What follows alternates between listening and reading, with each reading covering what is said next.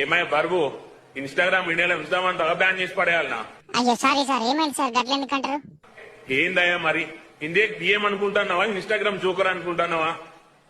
అరే ఎప్పుడు చూడు నా వీడియోలు వీటుడు, దానికి పాట పాడించుడు, మళ్ళా దానికి 1,00,000 లైకులు. సారీ సార్, నేను అవి చూసుకోలేదు సార్, కొంచెం బిజీ ఉండే. ఏం పెట్టిల్లు సార్ మన వాళ్ళు? అగో అయ్యిక నువ్వు చూడని లేదా? ఒకసారి చూడు. పామిడి పండు తీయగున్నది, కాకరకాయ తీసుకున్నది,